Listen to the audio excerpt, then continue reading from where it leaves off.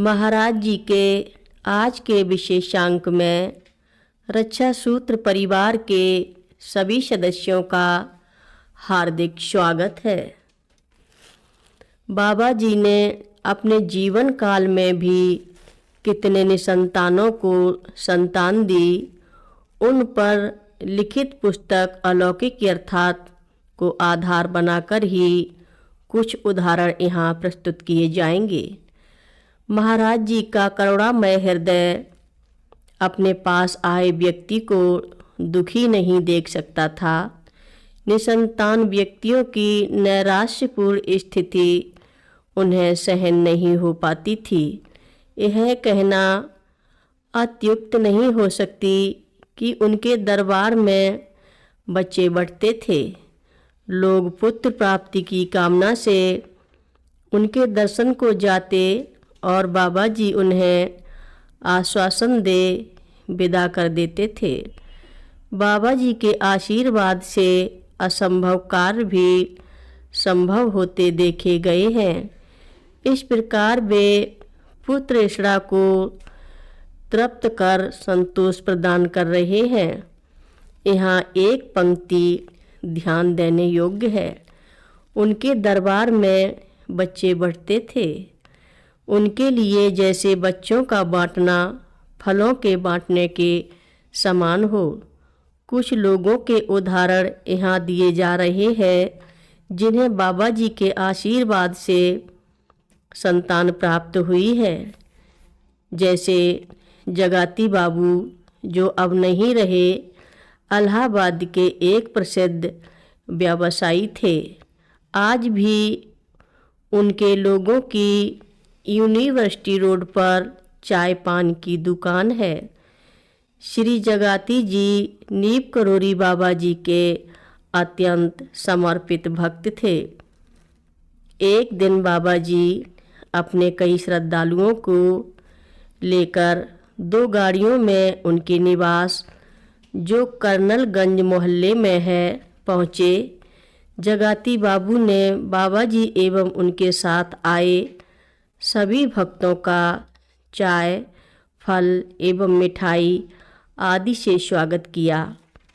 बाबा जी ने इन फलों में से एक सेव उन्हें देते हुए कहा कि इसे वह अपनी पत्नी को खिला देना, उनको संतान नहीं है।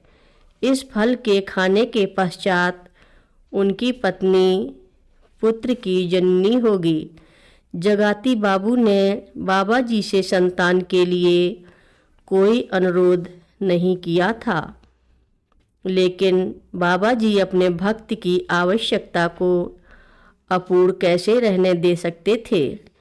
कुछ समय बाद बाबा जी और उनके श्रद्धालु चले गए तो जगाती बाबू ने सोचा, इस फल को पत्नी को खिलाने से उनको पुत्र तो अवश्य ही हो जाएगा, क्योंकि बाबा जी का आशीर्वाद व्यर्थ नहीं जा सकता है। किंतु उनकी आयु प्रायः 60 वर्ष, उनकी पत्नी भी लगभग 54 वर्ष की वृद्धा हो चुकी हैं। अब बुढ़ापे में बच्चा हुआ तो उसके पालन पोषण और शिक्षा दीक्षा में कठिनाई आएगी। इसी मध्य उनके एक पड़ोसी, जिनसे उनकी पर्याप्त आत्मीयता थी, वो वहाँ आ गए। वे 70 वर्ष के थे और अब तक निसंतान थे।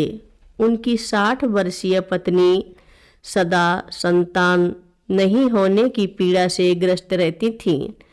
पड़ोसी ने उनके हाथ में फल देकर उसके संबंध में पूछा। उन्होंने सब कुछ बताकर कहा कि आपको यदि पुत्र की कामना हो तो इस सेव को ले जाकर अपनी पत्नी को खिला दीजिए। मुझे तो अब संतान में कोई रुचि नहीं है। पड़ोसी शहर सहमत हो गए और उस फल को ले जाकर अपनी वृद्धा पत्नी को खिला दिया। बाबा जी का वचन व्यर्थ कैसे जाता। वह वृद्धा गर्भवती हुई और समय से एक पुत्र को जन्म दिया। पति पत्नी बड़े परिश्रम से इस बच्चे का लालन पालन करने लगे, किंतु वह 2 वर्षों के पश्चात ही मृत्यु को प्राप्त हो गया। जगाती बाबू ने यह सुना तो उन्हें बहुत दुख हुआ। यह भी सोचा कि व्यर्थ में यह फल दूसरे को दे दिया। उनकी पत्नी खाती तो शायद उससे प्राप्त संतान की मृत्यु नहीं होती। कुछ ही दिनों में बाबा जी प्रयागराज पधारे और जगाती जी उनके दर्शनों को पहुँचे। उन्होंने फल से संबंधित सारी घटना बाबा जी को बताई और यह भी पूछा कि वह बच्चा क्यों मर गया। बाबा जी ने जो उत्तर दिया उन्हीं के शब्दों में उसे प्रस्तुत किया जा रहा है।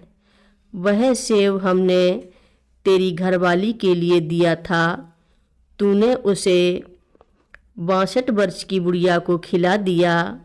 वह लड़का जाता नहीं तो क्या रहता। कथा लंबी है, आगे की कथा सभी भक्तों को अगले भाग में सुनाएंगे। हर रोज महाराज जी की कथाएं सुनने के लिए रक्षा सूत्र चैनल को सब्सक्राइब करें, शेयर करें और लाइक करें। घंटी बजाना ना भूलें। कमेंट बॉक्स में लिख भेजें, जय नीप करोरी बाबा जी महाराज। बोलो नीप करोरी बाबा जी महाराज की जय बोलो।